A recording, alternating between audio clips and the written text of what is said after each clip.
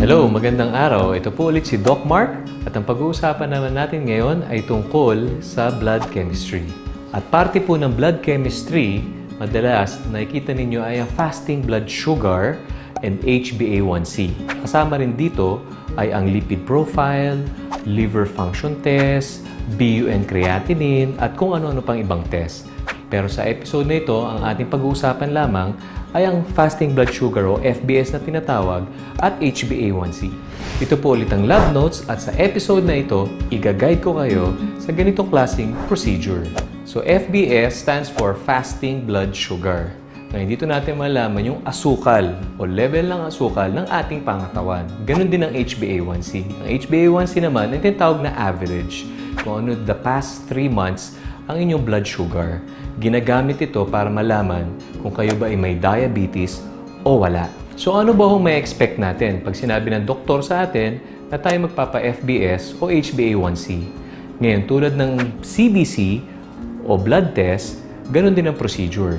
Meron lang pong rubber band o isang elastic band na ikakabit dito, medyo sisikipan, at tayo dapat ay nakapag-fasting. Madalas sasabihin sa inyo is 8 to 10 hours, sometimes 12 hours. Hindi na po higit doon. At tayo kukuhanan po ng dugo dito sa braso para malaman kung anong ating fasting blood sugar and HbA1c. At ito po ipapadala sa isang laboratorio para ito may examine po ng isang pathologist. Ngayon, pag dumating na ang resulta, ang inyong doktor ang magsasabi sa inyo kung kayo ay may diabetes o wala.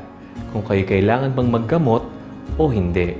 Kung kaya na lang ba ng lifestyle changes tulad ng diet and exercise o kung talagang hindi pa rin kaya, sunubukan na natin ang diet and exercise ng ilang buwan at medyo mataas pa rin ito, doon na tayo maggagamot.